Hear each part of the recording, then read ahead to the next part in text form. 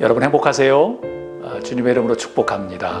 오늘 예배의 자리에 오신 여러분들을 진심으로 환영합니다. re라는 어떤 영어의 접두어는 명사로서 음악에서 디음, 장음계의 디음을 나타냅니다. 그리고 법률 용어로서는 뭐뭐에 대하여, 뭐뭐의 경우에라는 뜻도 있고요. 그리고 신화에서는 myth, 신화에서는 태양신 라 병칭으로 사용되기도 합니다. 우리가 흔히 알고 있는 이 접두어 re는 다시라는 뜻이죠. 그런 의미로 사용됩니다. 다시 무엇을 한다는 의미입니다. 저는 오늘 이 다시라는 의미, 이 re를 말씀의 제목으로 선택해서 여러분과 함께 나누려고 합니다. 개인적으로 re의 의미를 생각해 보면 한 세 가지 뜻으로 정리할 수 있는데요. 첫 번째는 소생이라는 뜻입니다. 소생은 메마르고 황량한 사막에 오아시스와 같은 것, 그래서 생명의 물이 흐르는 것, 어떤 그런 다시라는 re의 뜻을 가지고 있습니다. 소생은 곧 영적인 의미를 가지고 있는 것이죠. 두 번째는 가능성이라는 뜻입니다. 가능성은 현실에서 좌절하고 어떤 포기하는 것이 아니라 다시 살아날 수 있는 단초를 의미하는 겁니다. 암울하고 절망한 문제를 해결할 수 있는 시작을 의미하는 것이죠. 가능성은 어떤 사역적인 의미를 나타낼 수 있습니다. 세 번째 의미는 기회입니다. opportunity. 예전의 영화를 다시 한번 재현할 수 있는 상황을 의미하는 겁니다. 예전에 누렸던 어떤 그런 것을 재현하는 것이죠. 시간적인 의미이지요. 어떨 때 보면 무서운 경고의 의미이기도 합니다. 왜냐고요? 이 기회는 final destination, 마지막에 어떤 결정의 순간이 존재하기 때문에 역사적인 숙명의 뜻을 가지고 있기도 합니다. 그래서 다시라는 뜻은 영적으로 보면 소생의 의미도 있고 또 가능성의 의미도 있지만 마지막 기회, 또 기회라는 것일 수도 있습니다. 이 다시 이 의미에서 빼놓을 수 없는 것이 있다면 다름 아닌 것은 사람입니다. re를 사용함에 있어서 분명히 원래 했던 사람, 무엇인가를 해냈던 사람이 있었다는 거예요. 그렇기 때문에 다시라는 의미가 시작되겠죠. 그리고 다시 해야 되는 또 사람도 존재합니다. 이 re라는 단어는 예전에 했던 사람이 존재하고 re는 다시 해야 되는 사람이 존재하는 거예요. 만약 re라는 제목으로 드라마를 쓴다고 하면 저는 이런 인물을 구하고 싶습니다. 과거의 인물과 현재의 인물과 미래를 살아갈 수 있는 배우를 택해야 합니다. re는 그렇게 의미를 가지고 있습니다. 사랑하는 여러분, 제가 질문합니다. 여러분은 어떤 시대의 배우가 되기를 소원하십니까? 과거입니까? 아니면 현재입니까? 미래입니까? 오늘 본문 말씀으로 돌아갑니다. 11절 말씀. 그날에 내가 다윗의 무너진 장막을 일으키고 그것들의 틈을 막으며 그 허물어진 것을 일으켜서 옛적과 같이 세우고. 아멘. In that day I will restore David's fallen shelter. I will repair its broken walls and restore its ruins. And will rebuild it as it used to be. 11절에 다윗의 장막이라는 단어가 나오는데요. 어떤 의미일까요? 그렇습니다. 우리가 알고 있는 하나님의 성전일 것입니다.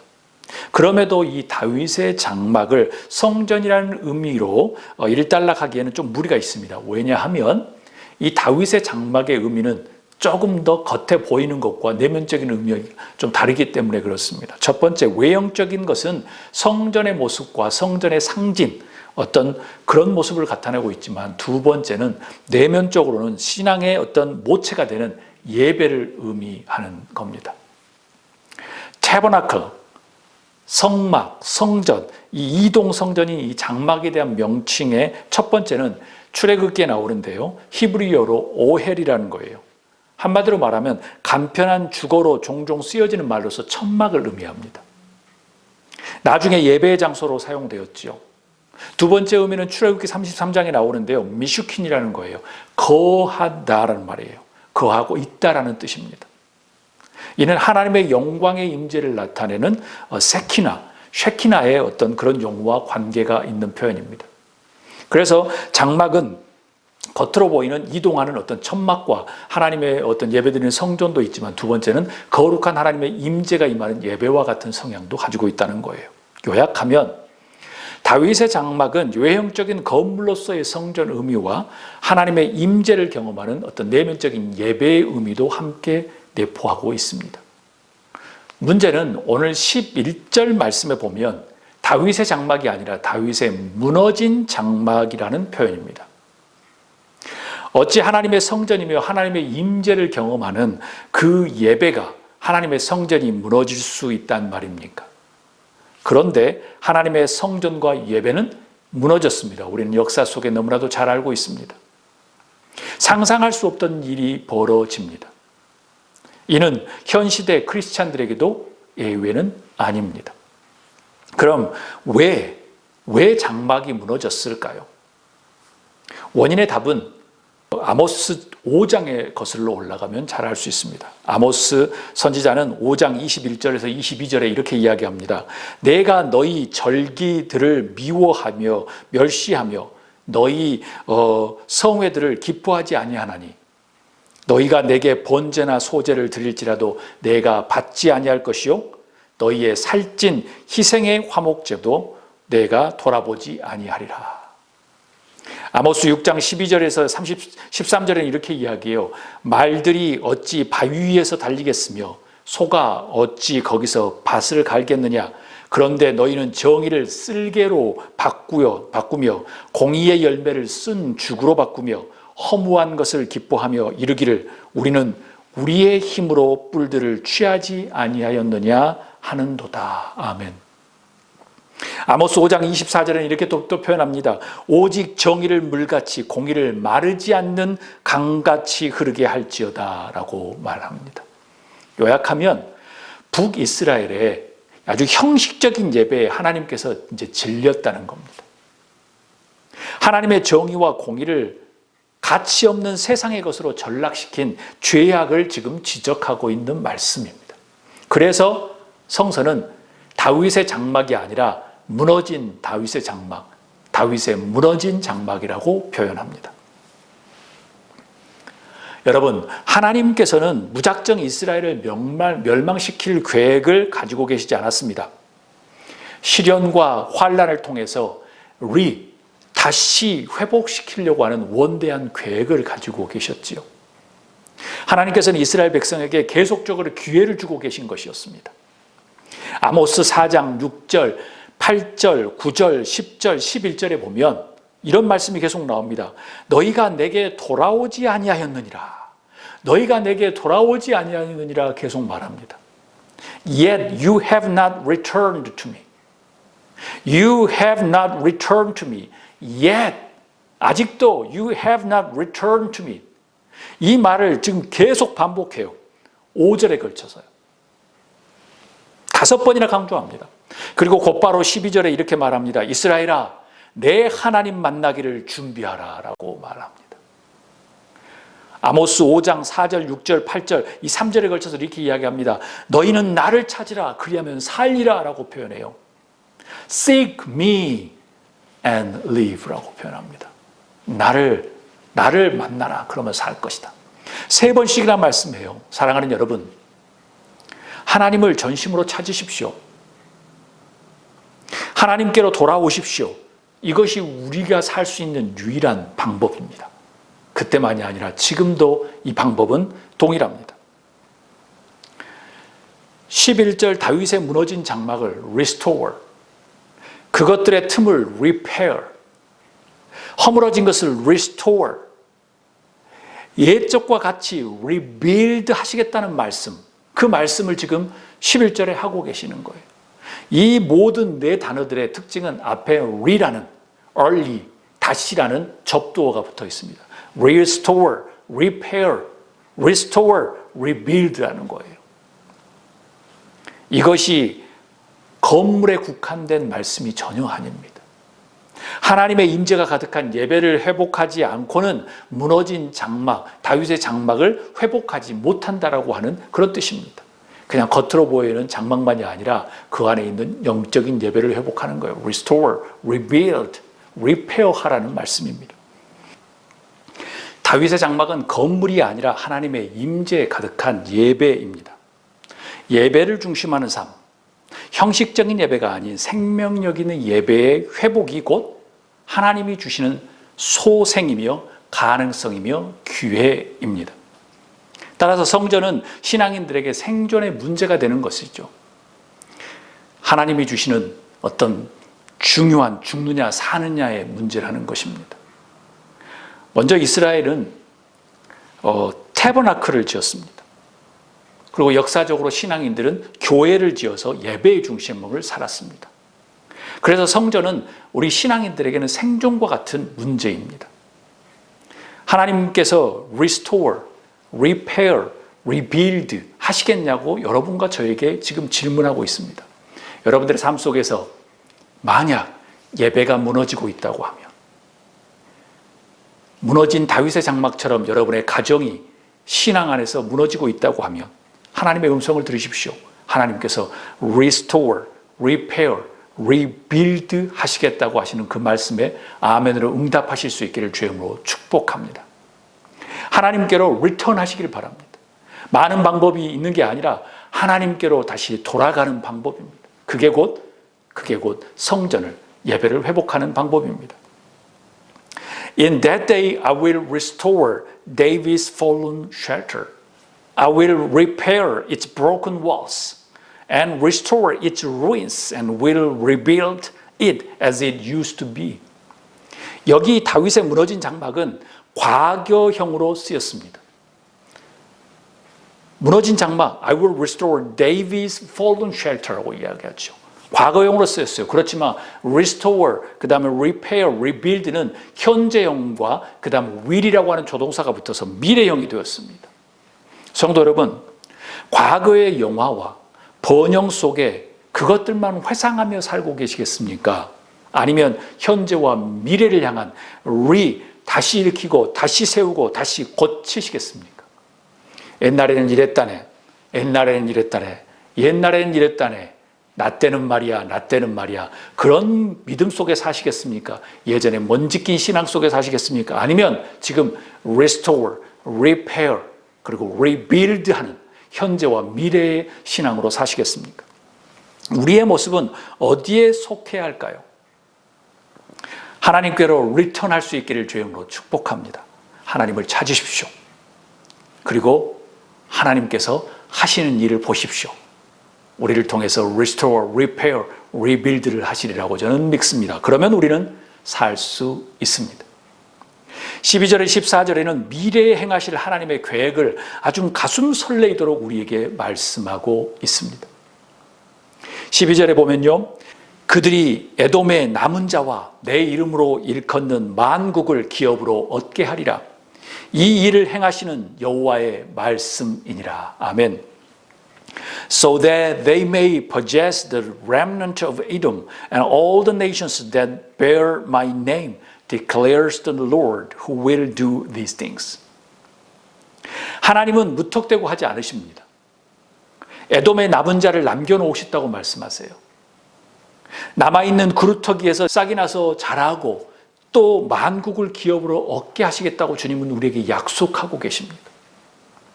이는 세상의 말이 아니라는 거예요. 주님께서 약속하신다는 겁니다.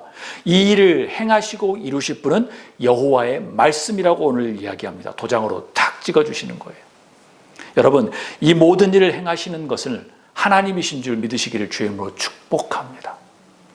믿음으로 소망하십시오. 하나님께서 행하실 것입니다. 그런 의미에서 지금 한국교회나 미국교회나 어려움을 겪고 있는 것은 하나님의 놀라운 계획이 있으리라고 저는 믿습니다. Rebuild, restore, repair 하시려고 하는 하나님의 계획.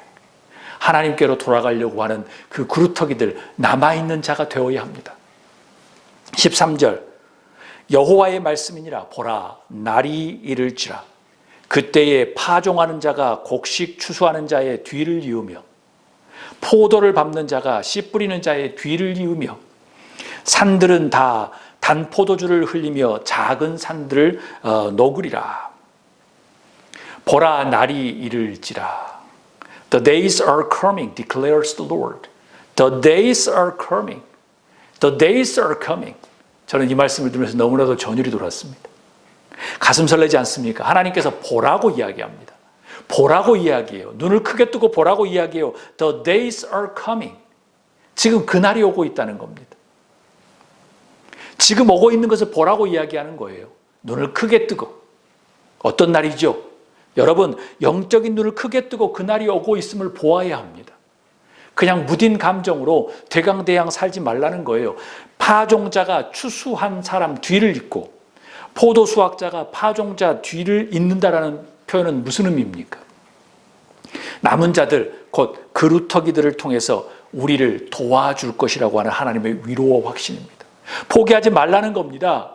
포기하지 말라는 거예요. 하나님께서 rebuild, repair, restore 할 건데 남은 자들을 통해서 그루터기들을 통해서 다시 싹이 나고 다시 그것을 기업으로 받을 수 있을 거라는 거예요. 포기하지 말라는 말씀입니다. 산에는 단 포도주가 흐르며 작은 산들은 노구리라는 표현은 산 곳곳마다 포도를 짜고 동산마다 흘러넘치는 충만하고 풍족한 수확을 얻을 수 있다는 겁니다. 궁핍하고 어려운 삶을 벗어나게 하시겠다고 하는 하나님의 위로의 말씀입니다. 하나님의 본래 의도는 repair, restore, rebuild 하셔서 우리에게 풍족한 위로를 주시고자 하는 말씀입니다. 지금 어려움 안에 굴복하고 포기하는 것이 아니라는 거예요. 사랑하는 성도 여러분, 남은 자와 그루터기들이 여러분을 도와주실 겁니다. 아멘. 힘내십시오. 하나님께서 우리의 궁핍한 삶 속에서 그 궁핍함이 끝이 아니라 더욱더 풍족하게 우리를 채우실 겁니다. 이거는 물질만이 아니라 비단 물질을 넘어서서 영적인, 감정적인 우리의 삶의 충만함을 이야기합니다. 그리고 메마른 신앙의 어려움 속에서도 다시 회복하실 겁니다. 왜요? 하나님은 남은 자를 두셨고 그 그루터기에서 싹이 나게 하고 그 싹을 통해서 나무를 통해서 우리의 모든 잃었던 것을 다시 회복시키시기 때문에 그렇습니다. 눈에 보이는 세상 대신에 하나님의 얼굴을 보십시오. 하나님께로 돌아가십시오. 14절 말씀.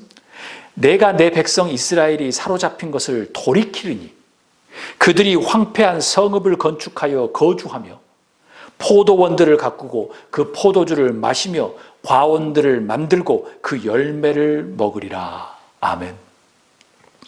And I will bring my people Israel back from exile. They will rebuild and ruin the cities and live in them. They will plant the vineyards and drink their wine. They will make gardens and eat their fruit. 너무나도 즐거운 말씀입니다. 너무나도 행복한 말씀이에요. 하나님은 어떤 사람들을 통해서 다시 세우고 또 고치고 건설하신다고 말씀하십니까?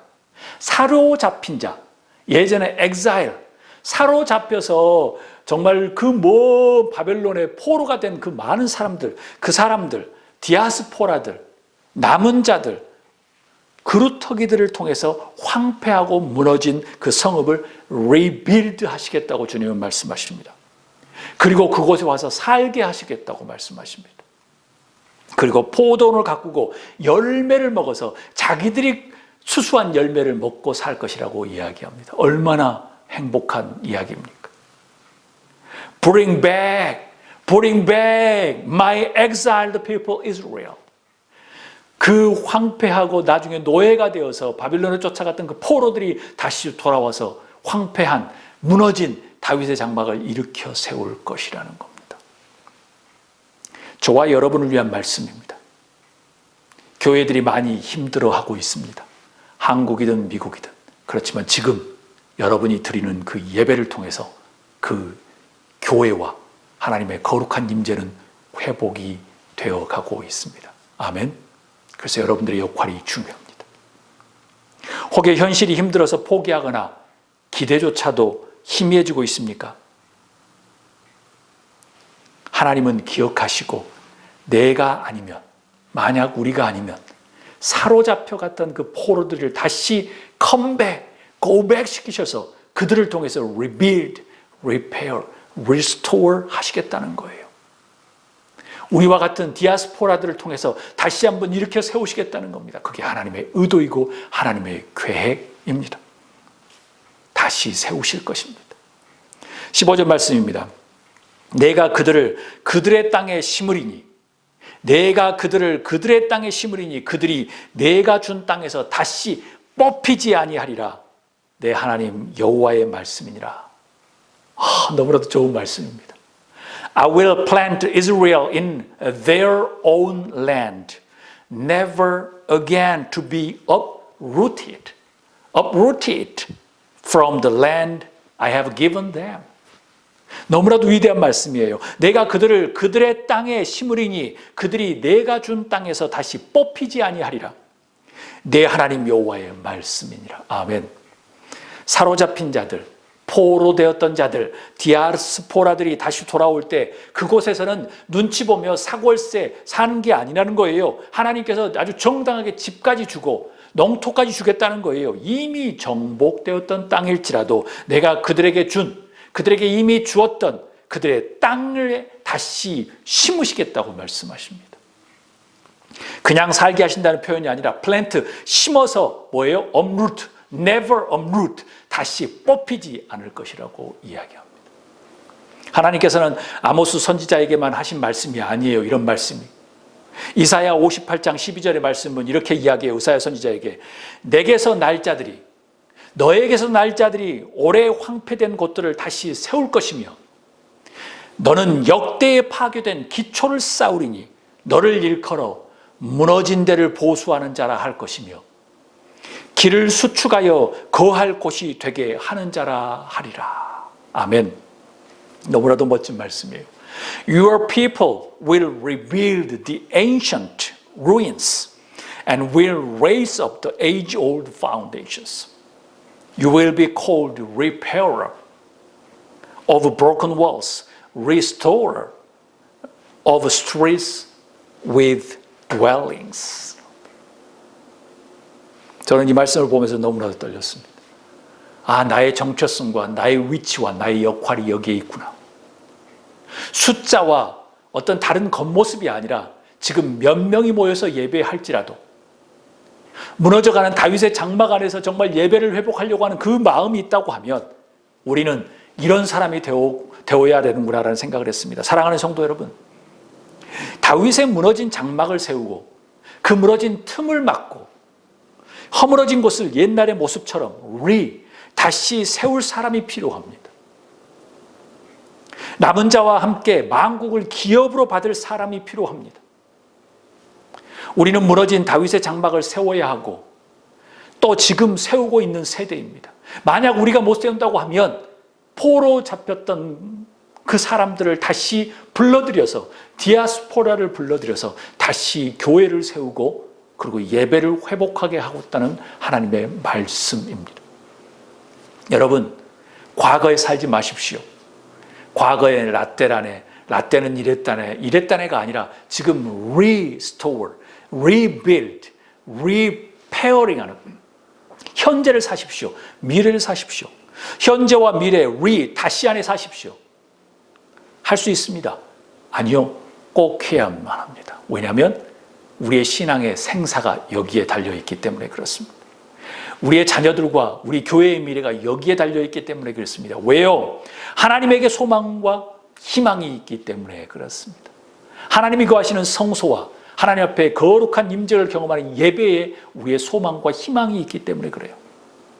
그래서 15절은 하나님은 여러분을 이렇게 도전하고 있는 거예요. 너를 일컬어 무너진 데를 보수하는 자, 길을 수축하여 거할 곳이 되게 하는 자라고 부를 것이다라고 말해요. 너무나도 행복한 말씀입니다. 우리를 일컬어, 여러분을 일컬어, 나를 일컬어 무너진 데를 보수하는 자, 그리고 길을 수축하여 거할 곳이 되게 하는 자. You will be called repairer of broken walls, restorer of streets with dwellings라는 표현입니다. 사랑하는 여러분, 막 떨리지 않습니까? 온통 세상이 마지막을 향하여 가는 것 같습니다. 뉴스를 보아도 너무나도 정치적으로 전쟁도 많고 정치적으로 자연재해도 많습니다. 경제도 너무나도 힘듭니다. 이 상황에 우리의 정체성은 무엇일까요? 교회도 힘듭니다. 다른 사람들은 우리를 교회 다닌다고 조롱하는 사람도 있습니다. 뭐 그렇게 믿어봐야 달라진 것도 없다라는 이 조롱도 합니다. 무너진 데를 보수하는 자, 그리고 repairer, 길을 수축하여 거할 곳을 만드는 자, restorer, 하나님은 그 사람들을 찾고 있습니다. 여기에 우리의 정체성이 있습니다. restorer, repairer는 절대 포기하지 않습니다. 왜요? 하나님께서 심어놓은 사람들이기 때문에. 하나님께서 그들을 통해서 무너진 다윗의 장막, 성전과 예배를 다시 회복시키고자 하는 하나님의 놀라운 계획이 있기 때문에 포기하지 않습니다. 절망하지 않습니다. 다시 일어설 것입니다. 공동체를 와해하고 분해하는 그런 트러블 메이커가 아니라 리스토어러 그리고 리페어러로 살 수 있는 여러분이 될 수 있기를 주의 이름으로 축복합니다. 그래도 힘든 인생길에서 우리는 코로나라고 하는 예상치 못한 바이러스를 만나고 있습니다. 이제 끄트머리를 다가오지만 또 새로운 변이 때문에 우리를 힘들게 하고 있죠. 원숭이 두창 바이러스도 우리를 두렵게 합니다. 온 세계가 무형의 바이러스 때문에 덜덜덜 떨었지요. 2년여를 덜덜덜 떨었습니다. 우크라이나 전쟁으로 고물가로 경제적으로 너무나도 힘듭니다. 지금 10개국에 가까운 나라들은 데모를 하고 물가 폭등 때문에 너무나도 힘들어하고 있습니다. 그럼에도 우리는 하나님은 우리에게 다시 세우시겠다고 약속하십니다. 다시 세우겠는데 사람이 필요하다는 거예요. 지금 현재와 미래를 일궈 나갈 배우가 필요하다는 거예요. 포기하지 마십시오. 하나님은 여러분에게 지금 현재와 미래를 살아갈 rebuilder로 그리고 restore로 repairer로 여러분을 부르고 계십니다. 저의 시집 날지 못하는 새도 아름답다 라는 그 시 중에서 꺾이지 않는 날개라는 제목을 그 시를 함께 나누고자 합니다. 제목 꺾이지 않는 날개. 세상은 어린 날개를 꺾으려는 사람들이 은막 속에 존재한다.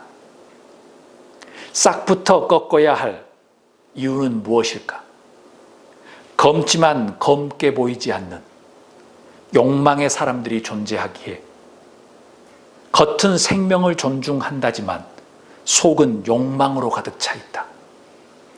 그러나 꺾어도 꺾이지 않는 날개들이 존재한다. 절대 꺾이지도 사그라지지 않는 날개들. 역사는 그 날개짓들에 의해서 기록된다. 오늘 이 말씀을 생각하면서 하나님 앞에서 우리의 정체성이 명확해졌습니다. 다윗의 무너진 장막을 일으켜 세울, repair할, rebuild할, restore할 그 그루터기 남은 자들로 여러분과 저를 부르셨습니다. 우리의 역할이 중요합니다. 어떤 어둠의 세력이나 세상이 우리를 조롱하거나 우리를 우습게 보거나 현실을 따라야 돼, 현실을 직시해야 돼 라고 이야기할지라도 우리의 소망과 희망의 신앙의 날개는 꺾이지 않을 것입니다. 여러분을 축복합니다. 리스토어로, 리페어로, 리빌더로 살아가는 여러분이 되기를 주의 이름으로 축복합니다. 다 함께 기도하겠습니다.